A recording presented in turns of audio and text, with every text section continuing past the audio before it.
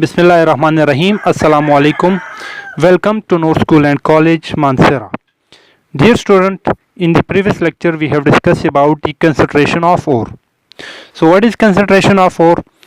The removal of useless rocky portion of the ore is called concentration of ore. This is also called enrichment of ore or dressing of ore. Dear student, concentration of ore can be done by two methods. First one is physical method and second one is chemical method. Physical method, in which first one is hand picking, second is gravity separation, third one is froth flotation method, and fourth one is magnetic separation. In physical method we discuss about hand picking and gravity separation. So let's recall the main points of hand picking and gravity separation. Hand picking. In this method, ore is concentrated to sufficient degree of purity by simple picking it with hand and breaking the rock stone with hammers. Second one is gravity separation or hydraulic washing. This method is based on the difference in density of ore and gangue. Mostly this method is done for oxide ore because oxide ore is heavy and gangue particles are lighter.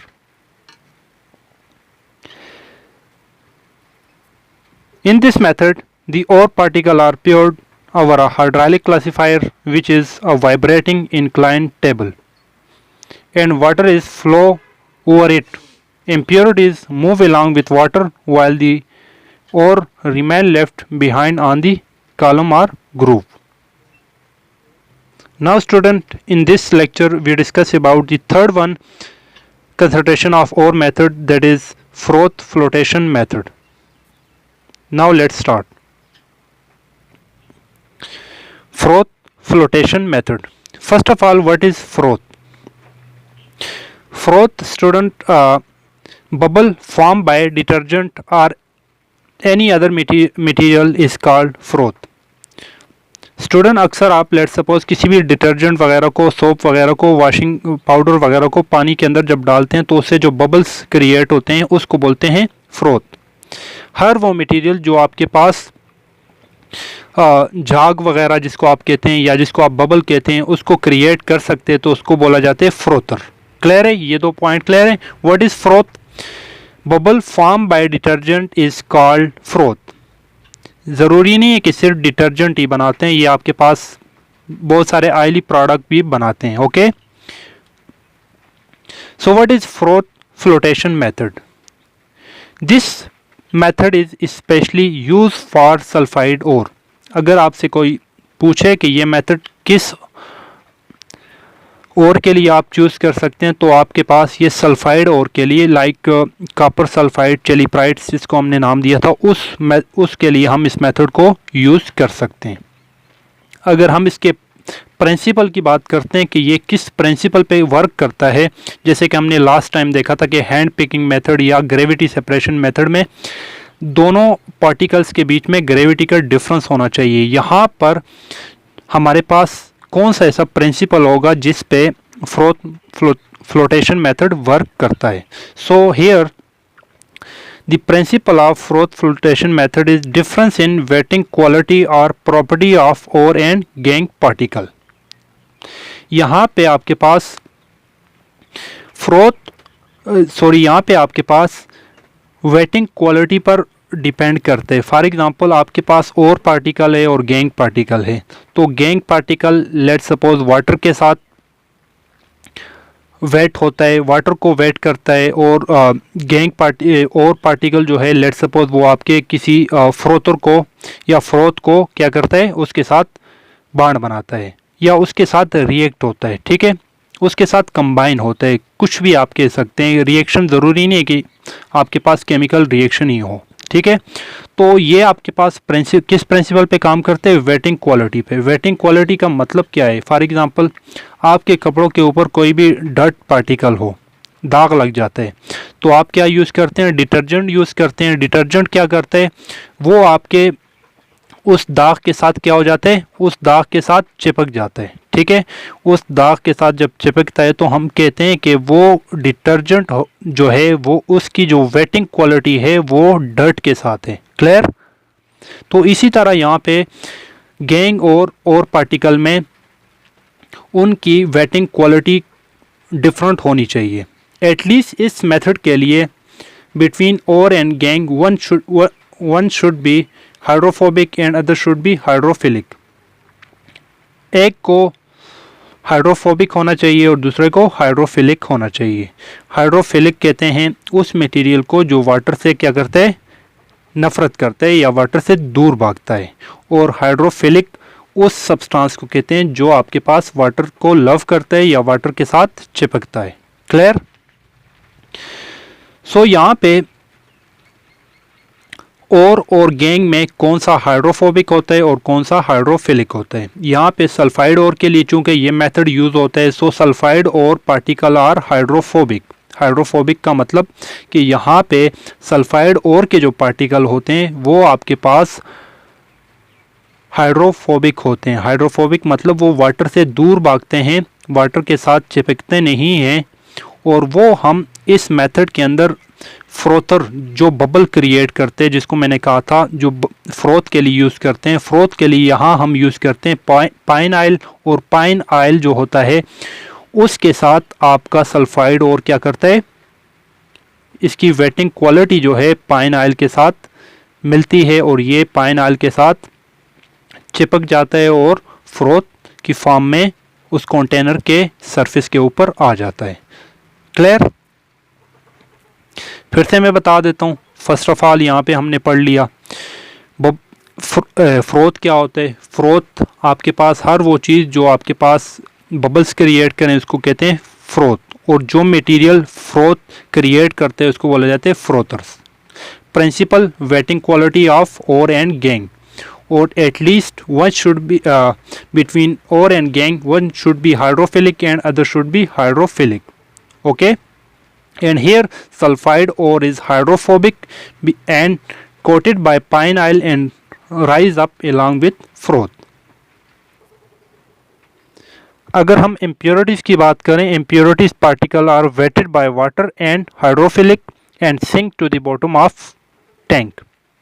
यहाँ पे जो impurities वगैरह होती हैं वो आपके पास wettable होती हैं, किसके साथ, वाटर के साथ वेटेबल होती हैं। वाटर के साथ जब वो वेटेबल हो जाती हैं तो वो भारी हो जाती हैं और आपके पास कंटेनर की तह में बैठ जाती हैं। क्लियर?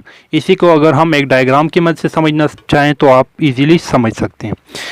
हमारे पास इस मेथड में क्या कहते हैं, एक टैंक लिया जाता है, ठीक है। उस टैंक के अंदर हम क्या करते हैं, पानी के अंदर हम अपने ओर्स को डाल देते हैं, ठीक है। इम्प्योर ओर को डाल देते हैं, ठीक है। जो हमारे पास ओर है जिसके अंदर पार्टिकल्स हैं जो भी है वो हम इसके अंदर क्रश्ड फॉर्म में डाल देते हैं। क्लियर? आफ्टर दैट इसमें कंप्रेस एयर को यहाँ से ऐड किया जाता है। क्लियर? कंप्रेस एयर को यहाँ से जब ऐड किया जाता है, यहाँ पर इसके अंदर छोटे छोटे होल आपको दिखाई दे रहे हैं, ये होल हैं। इससे हवा बड़े प्रेशर के साथ बाहर निकलती है और ये आपके पास जो होता है ये आपके पास रोटेट करता रहता है। जब ये आपके पास रोटेट करता रहता है और साथ ही साथ इससे हवा भी निकल रही है बड़े प्रेशर के साथ, तो क्या होता है, इस हवा का निकलना और साथ में ये एजिटेटर मतलब शेकर का काम कर रहे हैं, तो इससे क्या होता है, जो हमारे पास जो मिक्सचर है, मिक्सचर में क्या होता है, बबल्स क्रिएट होना स्टार्ट हो जाते हैं। क्लियर? तो बबल जब क्रिएट होना स्टार्ट हो जाते हैं, अब आपको मैंने बता दिया था कि बबल्स कौन क्रिएट करते हैं। इसके अंदर हमने पाइन ऑयल ऐड किया है। पाइन ऑयल ऐड करने से पाइन ऑयल को जब पानी के अंदर आप एजिटेट करते हैं, शेक करते हैं, तो इससे फ्रोथ बनता है। क्या बनता है? फ्रोथ बनता है, और वो फ्रोथ आपके पास सरफेस के ऊपर आता है। क्लियर? फ्रोथ सरफेस के ऊपर आता है, इसीलिए इस मेथड को नाम दिए फ्रोथ फ्लोटेशन मेथड। क्लियर है? अब प्रिंसिपल की अगर हम बात करते हैं तो प्रिंसिपल में मैंने आपको ये बताया था कि फ्रोथ जो है जब आपके पास बबल क्रिएट हो जाते हैं, वो बबल जो हैं हमारे जो और पार्टिकल हैं वो वेटेबल होते हैं। किसके साथ? वो वेटेबल होते हैं हमारे पाइन ऑयल के साथ, वो पाइन ऑयल के बबल के साथ वो वेटेबल होते हैं, उसके साथ कंबाइन हो जाते हैं और पाइन ऑयल आपको पता है कि ऊपर सरफेस के ऊपर फ्रोथ क्रिएट कर लेता है। इट्स मीन दैट हमारे और के जो पार्टिकल्स होते हैं वो सरफेस के ऊपर आ जाते हैं। और जबकि हमारे गैंग पार्टिकल जो होते हैं वो वेटेबल होते हैं वाटर के साथ। वो वाटर के साथ जब वेटेबल हो जाते हैं तो वो हमारे कंटेनर के तह में बैठ जाते हैं, भारी हो जाते हैं और यहाँ पे कंटेनर की तह में बैठ जाते हैं। तो आइए इस जो हमने अभी डिस्कस किया इसकी वर्किंग को देख लेते हैं। Okay, first of all a blast of compressed air is blown through the pipe of rotating agitator to produce froth। सबसे पहले मैंने आपको बताया कि कंप्रेस एयर को यहाँ दाखिल किया जाता है इस एजिटेटर के थ्रू।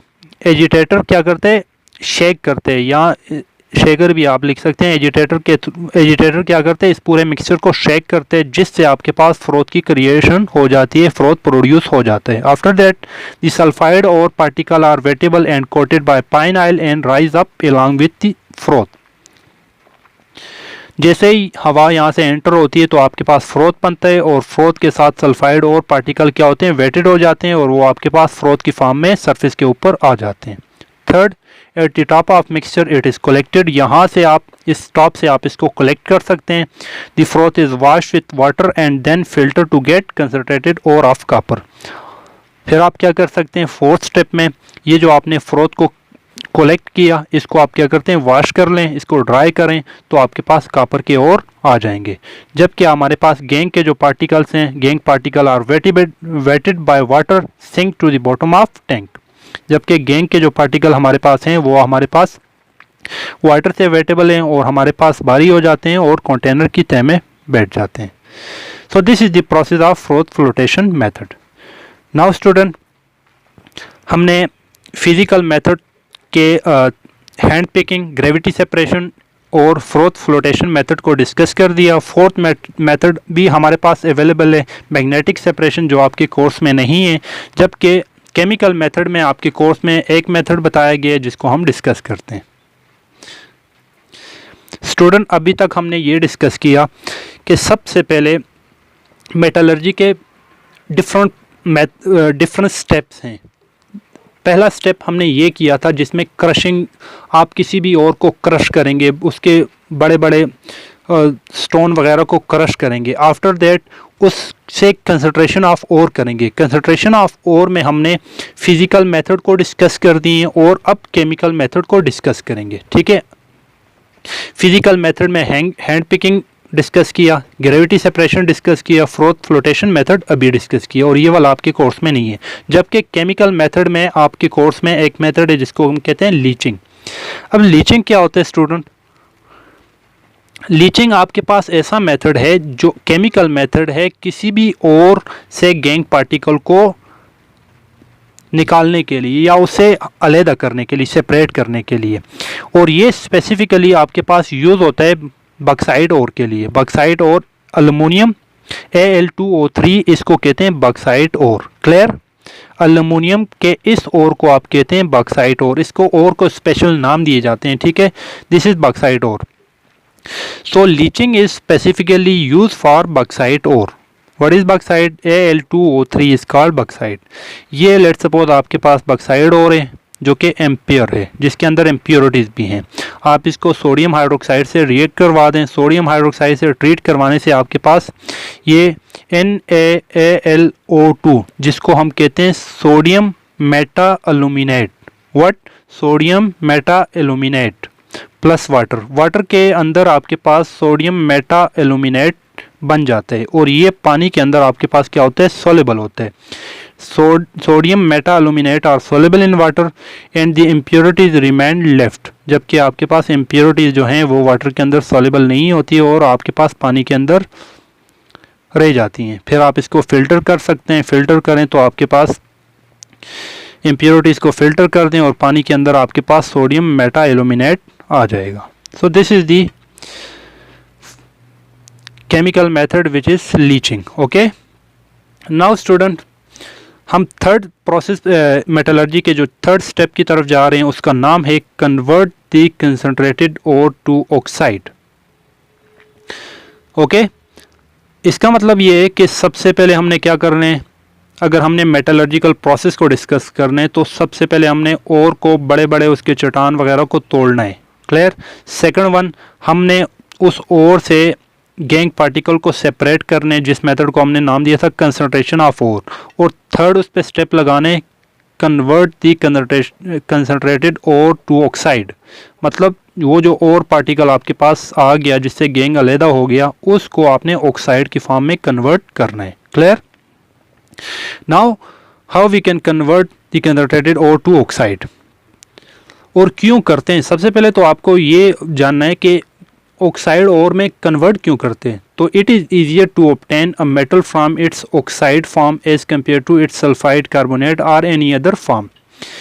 स्टूडेंट, ऑक्साइड ओर में उस ओर को इसलिए कन्वर्ट करते हैं क्योंकि ऑक्साइड से हम उस मेटल को निकालना आसान होता है as compare to sulphide, as compare to carbonate या किसी और फॉर्म में। क्लियर? सबसे पहले आपको ये पता होना चाहिए कि हम ऑक्साइड में कन्वर्ट क्यों करते हैं। इसलिए कन्वर्ट करते हैं क्योंकि ऑक्साइड से मेटल को निकालना आसान होता है as compare to sulphide, carbonate या किसी और फॉर्म से। Clear? Second, therefore usually the metal is converted into its oxide form, इसीलिए हम मेटल को उसकी ऑक्साइड फॉर्म के अंदर कन्वर्ट करते हैं। अब स्टूडेंट, ऑक्साइड फॉर्म में कन्वर्ट होने के लिए कितने मेथड हैं, कैसे कन्वर्ट करते हैं उसको देखते हैं। Convert the concentrated ore to oxide. There are basically four process to convert the concentrated ore to oxide.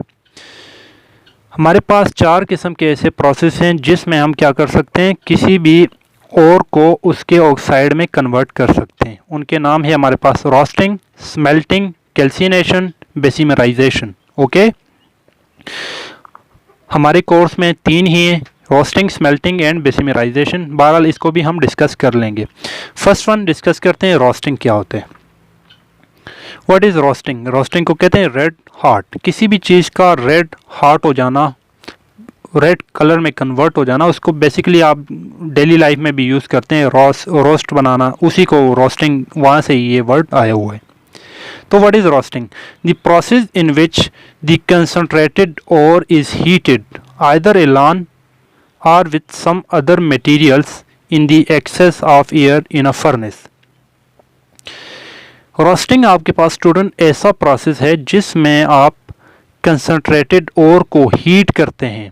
Concentrated ओर मतलब जो ऑलरेडी कंसनट्रेट हो चुका है, जो ऑलरेडी आपके पास उससे इम्प्योरिटीज़ निकल चुकी हैं, उसको हीट करते हैं, या तो अकेले या तो किसी और मटेरियल के साथ। वो डिपेंड करता है वो और कौन सा है, हम आगे देख लेंगे किसको अलहदा करते हैं, किसको किसी और के साथ करते हैं। Okay, either alone or with some other materials in the excess of air, हवा की मौजूदगी में। क्लियर? और किसके अंदर? किसी भी भट्टी के अंदर। उसके लिए स्पेशल किस्म की भट्टी होती है जिसके अंदर इसको करना पड़ता है। ठीक है। So roasting is the process in which concentrated ore is heated either alone or with some other material in the excess of air in a furnace is called roasting. Okay. Now the concentrated ore is then roasted in a furnace between 500 to 700 degrees centigrade in the presence of current of air. Furnace के अंदर student जो concentrated ओर होता है उसको डालते हैं और temperature about 500 से 700 डिग्री सेंटीग्रेड प्रोवाइड करते हैं, और साथ ही साथ आपके पास करंट ऑफ एयर भी ऐड करवाते हैं। करंट ऑफ एयर का मतलब यहाँ है कि हॉट एयर को, कंप्रेस एंड हॉट एयर को यहाँ ऐड करवाते हैं, या कंप्रेस और हॉट एयर की मौजूदगी में किसी भी भट्टी के अंदर इस टेम्परेचर के ऊपर अपने ओर को गर्म किया जाता है। क्लियर? ओर को इस टेम्परेचर के ऊपर हॉट करंट ऑफ एयर की मौजूदगी में किसी भी भट्टी के अंदर गर्म किया जाता है। Clear? Ore of metal such as copper and nickel when roasted in air are converted into oxide and sulfur is oxidized to sulfur dioxide. अगर हम स्पेसिफिक ओर की बात करें, लाइक कॉपर और निकल के ओर की बात करें, कॉपर और निकल के जो ओर होते हैं when roasted in air, जब इसको हम एयर की मौजूदगी में रोस्ट करते हैं, ये कन्वर्ट हो जाते हैं अपने ऑक्साइड के अंदर, फॉर एग्जांपल कॉपर है तो कॉपर ऑक्साइड के अंदर कन्वर्ट हो जाते हैं, निकल है तो निकल का जो ओर है निकल ऑक्साइड के अंदर कन्वर्ट हो जाते हैं, और जो इसका ऑक्साइड होता है और इसके साथ लेट सपोज इस कॉपर के अंदर और जो था सल्फ़र था, वो सल्फ़र ऑक्सीडाइज हो जाता है सल्फ़र डाइऑक्साइड के अंदर। फॉर एग्जांपल निकल सल्फाइड था तो निकल से सल्फ़र निकल गया और सल्फ़र डाइऑक्साइड के अंदर कन्वर्ट हो गया और निकल ऑक्साइड के अंदर कन्वर्ट हो जाता है। क्लियर? ये स्पेसिफिक इस एलिमेंट की अगर हम बात करें, निकल और कॉपर जो हैं इनको अगर हम रोस्टेड करें तो हमारे पास इसके ऑक्साइड बन जाते हैं और सल्फ़र यहाँ से इस ओर से हमारे पास सल्फ़र डाइऑक्साइड गैसेस फॉर्म में निकल जाता है। क्लियर है यहाँ तक?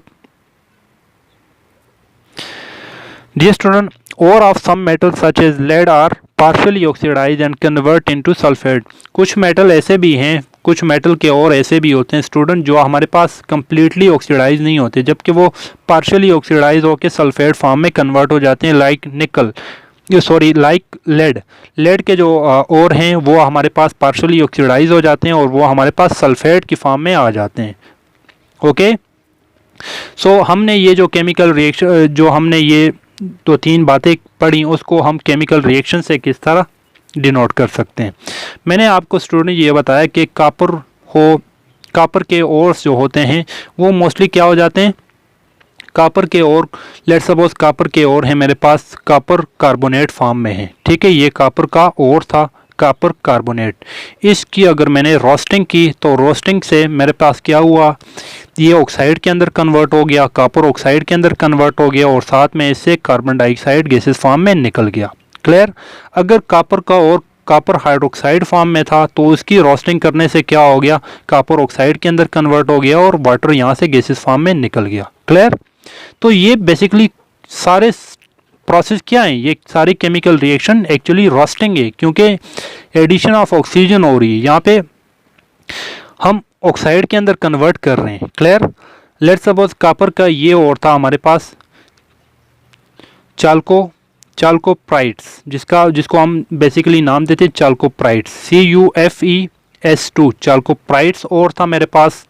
इसके अंदर चूंकि ऑक्सीजन नहीं था इसलिए आपको इसके अंदर ऑक्सीजन की एडिशन करवानी पड़ेगी। ऑक्सीजन की एडिशन आप इसके अंदर करवाएंगे तो आपके पास, और भट्टी के अंदर इसकी रोस्टिंग करवाएंगे तो होगा कि आपके पास कॉपर सल्फाइड और के अंदर कन्वर्ट हो जाएगा और फिर आपके पास आयरन सल्फाइड के अंदर और सल्फर डाइऑक्साइड गैस यहाँ से निकल जाएगी। यहाँ पर आपके पास इससे दो किस्म के मेटल्स आ जाते हैं, कॉपर ऑक्साइड के और आयरन सल्फाइड के और आपके पास आ जाते हैं। फिर आप इसकी ऑक्सीडेशन, फर्दर ऑक्सीडेशन करवा दें, इसकी ऑक्सीडेशन करवाएं तो इसकी ऑक्सीडेशन करवाएं तो आपके पास क्या हो जाएगा, इसके अंदर ऑक्साइड आ जाएंगे और उसकी ऑक्सीडेशन से फिर इसके बाद कौन सा स्टेप करना होता है वो इंशाल्लाह हम रिडक्शन करते हैं। रिडक्शन से हमारे पास डिज़ायर मेटल हमारे पास आ जाते हैं, जिसको हम नेक्स्ट लेक्चर के अंदर डिटेल से देखेंगे। तो स्टूडेंट, आज के लेक्चर में हमने जो सेकंड फिजिकल मेथड था जिसको हम कहते हैं फ्रोथ फ्लोटेशन मेथड को डिस्कस किया। फ्रोथ फ्लोटेशन मेथड जो है हमारे पास किस प्रिंसिपल पे काम करते हैं। Froth flotation method work on the principle of wetting quality और property of ore and gang.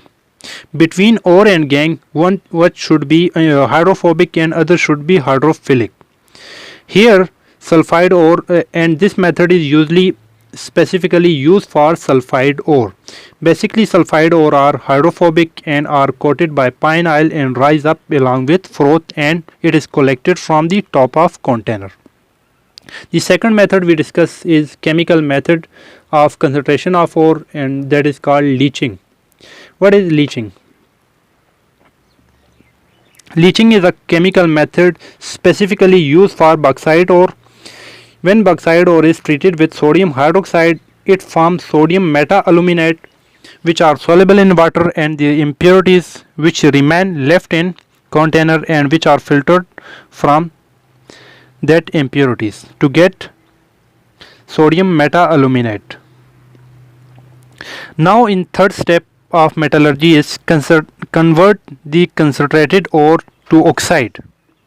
Convert the concentrated ore to oxide have three methods. First one is roasting, second one is smelting, third one is besimerization. What is roasting? And why we use this? Why we convert the concentrated ore to oxide? We convert the ore into oxide because it is easier to obtain a metal from its oxide ore as compared to its sulfide, carbonate or any other form. Therefore, usually the metal is converted to its oxide form. And now, what is roasting? The process in which the concentrated ore is heated either alone or with some other material in the excess of air in a furnace is called roasting. And roasting is done in a furnace between 500 to 700 degrees centigrade in the presence of current of air. Mostly in roasting, ore of metals such as copper, nickel, when roasted in air are converted into oxide and sulfur is oxidized into sulfur dioxide. So these are the main points of today's lecture. Now student, your homework is write whole lecture on your worksheet. आपने पूरा का पूरा जो lecture है इसको worksheet के ऊपर लिखना है along with each and every diagram. Thanks.